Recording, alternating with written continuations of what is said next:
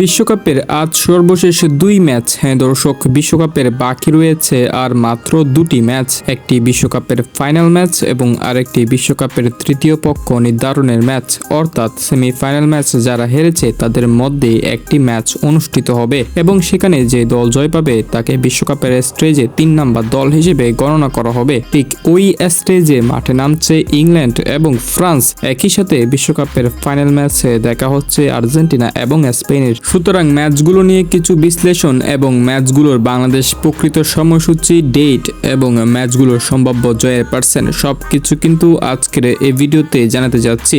তাই চ্যানেলে এখনো পর্যন্ত নতুন হয়ে থাকলে অবশ্যই চ্যানেলকে সাবস্ক্রাইব করে আমাদের একজন সদস্য হয়ে যেতে পারেন। বিশ্বকাপ শেষ, বিশ্বকাপের আমেজও প্রায় শেষ দিকে। বাকি রয়েছে দুটি ম্যাচ, একটি বিশ্বকাপের বিগ ফাইনাল, একই সাথে আরো একটি ম্যাচ রয়েছে, সেটা হয়তো অনেকেই জানেন না। সেই ম্যাচ আজ রাত অনুষ্ঠিত হবে, অর্থাৎ বাংলাদেশ সময়সূচি অনুযায়ী আজ গভীর রাত 3টা বাজে বিশ্বকাপের তৃতীয় পক্ষ নির্ধারণের ম্যাচটি অনুষ্ঠিত হবে। সেই ম্যাচে মাঠে নামছে ইংল্যান্ড এবং ফ্রান্স। তবে অনেকের মনে প্রশ্ন জাগছে, ম্যাচটি তো 19শে জুলাই হওয়ার কথা ছিল, বাট এটা কেন আজ রাত হবে? দর্শক, আজ 18 জুলাই রাত 12টা পেরিয়ে যখন 1টা 2টা 3টায় প্রবেশ করবে, সেই অনুসারে সেটা 19শে জুলাই হয়। মানে আজ রাত 3টা মানে সেটা 19শে জুলাই রাত 3টা। সুতরাং আজ গভীর রাত 3টায় মাঠে নামছে ফ্রান্স এবং ইংল্যান্ড। দুই দল বিশ্বকাপের প্রথম থেকেই দুর্দান্ত খেলে আসছে, কিন্তু সেমিফাইনালে তাদের এসে থেমে যেতে হয়েছে। সুতরাং তৃতীয় পক্ষের ম্যাচটা হয়তো তাদের ট্রফি জয়ের জন্য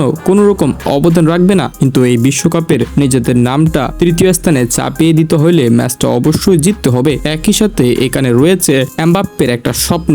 আপনারা সকলেই জানেন যে বিশ্বকাপের স্টেজে সবচেয়ে বেশি যে তারকা গোল দিয়ে থাকে তাকে দেওয়া হয় গোল্ডেন বুট, যেটা 2022 বিশ্বকাপে এমবাপ্পে জিতেছিল। ঠিক একই রকম ভাবে 2026 বিশ্বকাপে কিন্তু প্রতিযোগিতায় এখনো টিকে আছে কিলিয়ান এমবাপ্পে। বর্তমানে সর্বোচ্চ গোল স্কোরারের প্রথমে রয়েছে লিওনেল মেসি, তিনিও 8 গোল। অন্যদিকে 2 নাম্বার রয়েছে কিলিয়ান এমবাপ্পে, সেও 8 গোল। বাট এক অ্যাসিস্টে যখন কিলিয়ান এমবাপ্পের থেকে মেসি এগিয়ে, তাই 1 নম্বরে মেসিকে রাখা হয়েছে। বাট গোল দুইজনেরই সমান। তাই আজ রাত যদি এমবাপ্পে গোল করতে পারে, অর্থাৎ 1, 2 বা 3 গোল যদি করতে পারে, তাইলে হয়তো গোল্ডেন বুট জয়ে এমবাপ্পে এগিয়ে যেতে পারে এবং বিশ্বকাপ শেষে সেই গোল্ডেন বুটটি এমবাপ্পেকে বুঝিয়ে দেওয়া হবে। তার জন্য আজ এমবাপ্পেকে যে কোনো মূল্যে গোল দিতে হবে ইংল্যান্ডের বিপক্ষে। তা না হলে বিশ্বকাপের স্টেজে গোল্ডেন বুট এবং গোল্ডেন বল দুইটাই মেসির হাতে উঠবে। মানে ইতিমধ্যে নিশ্চিত যে গোল্ডেন বল যেটা আছে ওটা মেসির হাতে উঠছে। অর্থাৎ এই টুর্নামেন্টে দুর্দান্ত খেলেছে মেসি, সেজন্য টুর্নামেন্টের সেরা প্লেয়ার হিসেবে গোল্ডেন বলটা দেওয়া হবে মেসিকে, কিন্তু গোল্ডেন বুট দেওয়া হয় সর্বোচ্চ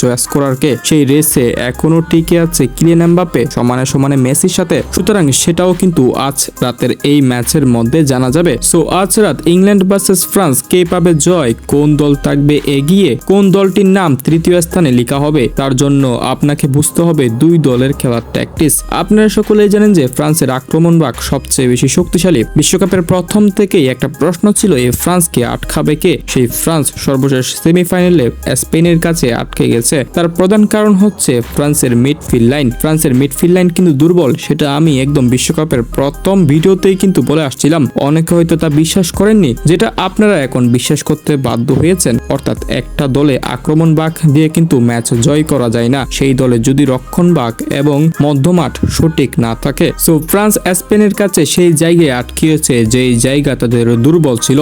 স্পেনের মিডফিল্ড লাইন প্রচন্ড শক্তিশালী, তাদের বল দখল ক্ষমতা ছিল অনেক বেশি, ফ্রান্সকে সুযোগই দেয়নি স্পেন। সো ফ্রান্সের একই দুর্বলতা কিন্তু ইংল্যান্ডের বিপক্ষেও থাকবে।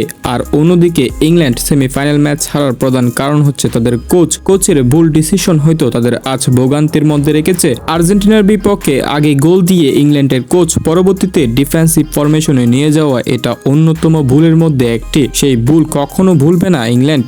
এমন বড় ম্যাচে কেমনে এত বড় ডিসিশন নিতে পেরেছে? বাট শেষ মুহূর্তে আর্জেন্টিনা দুর্দান্ত খেলেছে, কামব্যাক করেছে, সেটাও কিন্তু আপনার মানতে হবে। অনেকে হয়তো জানেন না ইংল্যান্ডের কোচের এই ভুলটি প্রথম নয়। ইংল্যান্ডের কোচ এর আগেও বায়ার্ন মিউনিখের কোচ থাকাকালীন সময়ে রিয়াল মাদ্রিদের বিপক্ষে একই ভুল করেছিল। অর্থাৎ Bayern Munich versus Real Madrid ম্যাচে রিয়াল মাদ্রিদের বিপক্ষে প্রথম শুরুতে একটি গোল করে পুরো টিমকে ডিফেন্সিভ ফরমেশনে নিয়ে আসে এবং সেই ম্যাচে শেষ মুহূর্তে, অর্থাৎ ম্যাচের শেষ 10 মিনিটে আরো 2টি গোল হজম করে ম্যাচটা হেরে যায় এবং সেই ম্যাচটি ছিল UCL এর সেমিফাইনাল ম্যাচ।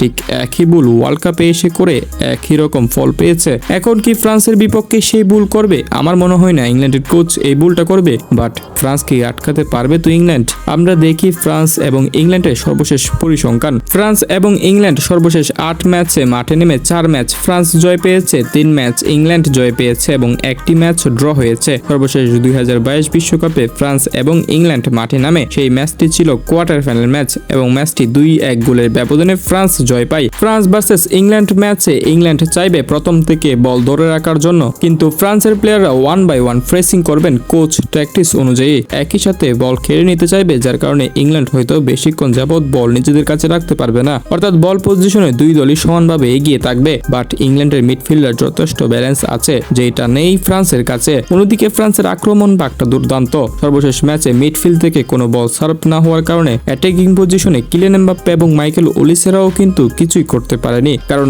স্পেন ছিল বল দখল ক্ষমতার রাজা, সবসময় বল পাসিং এ অভ্যস্ত তারা। বাট ইংল্যান্ড কি সেই কাজটা করবে? হয়তো সেই কাজটা ইংল্যান্ড করতে পারবে না, অর্থাৎ স্পেনের মতো এত বেশি পাসিং গেম হয়তো ইংল্যান্ড খেলবে না, তাই ফ্রান্স এখানে একটু সুযোগ পাবে। অর্থাৎ এটা নিশ্চিত যে ইংল্যান্ডের জালবারে কিন্তু অবশ্যই ফ্রান্সের একাধিক শট আসবে, সেই শটগুলো কতক্ষণ পর্যন্ত ঠেকাতে পারবে ইংল্যান্ডের ডিফেন্ডার ও গোলরক্ষক তা হয়তো প্রশ্নের বিষয়। ঠিক একই রকম ভাবেও কিন্তু ইংল্যান্ড ফ্রান্সের বিপক্ষে পাল্টা অ্যাটাক করবে, কিন্তু এই ম্যাচে সবচেয়ে বেশি শুট অন টার্গেট অর্থাৎ গোল পোস্টে শুট করতে পারবে ফ্রান্স ফুটবল টিম। তাই এই ম্যাচ জয়ে আমি ফ্রান্সের দিকে 55% রাখলাম এবং ইংল্যান্ডের দিকে রাখলাম 45%। দর্শক, এই ম্যাচটি শেষ হওয়ার পর এর পরের দিন রাত 1টা বাজে বিশ্বকাপের একেবারে শেষ ম্যাচ অর্থাৎ ফাইনাল ম্যাচে মাঠে নামছে স্পেন এবং আর্জেন্টিনা। অর্থাৎ আগামীকাল হলো 19 তারিখ, আর আগামীকাল রাত 1টা বাজলে সেটা ডেট অনুযায়ী 20 তারিখ। এর অর্থ 20 তারিখ রাত 1টায় স্পেন এবং আর্জেন্টিনার মহা ফাইনাল ম্যাচ।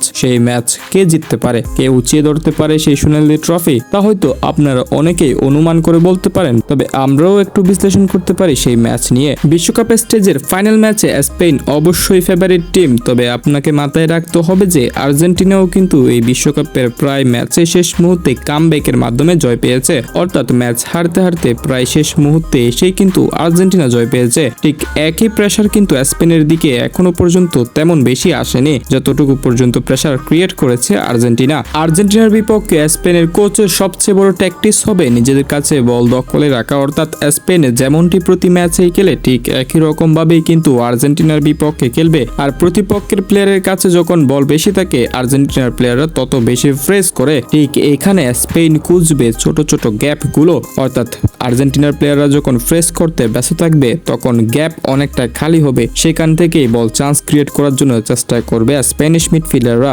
অন্যদিকে স্পেনের রাইট উইঙ্গারে আছে লামিন ইয়ামাল, যাকে আটকানোর জন্য হয়তো আর্জেন্টিনায় ভালো লেফট ব্যাক নেই, সুতরাং আর্জেন্টিনার জন্য এটা একটা বড় চাপ আসবে। একই সাথে লেফট উইঙ্গার মিডফিল্ডার সব মিলিয়ে একটা আর্জেন্টিনার জন্য এই ম্যাচে চাপ থাকবে। যেহেতু শেষ ম্যাচগুলোতে আর্জেন্টিনা ভালো খেলছে, তাই আমরা এই ম্যাচে 50-50 রাখতে পারি, অর্থাৎ আর্জেন্টিনার জয়ের পার্সেন্ট 50 এবং স্পেনের জয়ের পার্সেন্ট 50। তবে আর্জেন্টিনা এই ম্যাচে সর্বোচ্চ চেষ্টা করবে মিডফিল্ড থেকে বলটা ক্রিয়েট করার জন্য, অর্থাৎ আর্জেন্টিনাও কিন্তু মিডফিল্ডের উপর অনেক বেশি ডিপেন্ড করে গেম প্লে করে থাকে। স্পেনের বিপক্ষে হয়তো কিন্তু একই ধারাবাহিকতা রাখতে পারবে না, যেহেতু এইবারের বিশ্বকাপে সবচেয়ে ভালো মিডফিল্ড লাইন আপ স্পেনের এবং প্রথম থেকে শেষ পর্যন্ত স্পেন যেহেতু মিডফিল্ডে পর্যাপ্ত ব্যালেন্স নিয়ে খেলছে, তাই এই ম্যাচে একই রকম ভাবে স্পেন খেলবে। কিন্তু ম্যাচের 90 মিনিট পর্যন্ত অপেক্ষা করতে হবে আপনাকে, সুতরাং আপনিও চাইলে আপনার প্রেডিকশনটা কমেন্ট সেকশনে জানাতে পারেন। অবশ্যই কমেন্ট সেকশনে আজ রাতের ম্যাচ এবং ফাইনাল ম্যাচের প্রেডিকশন দুইটাই চাইলে জানাতে পারেন।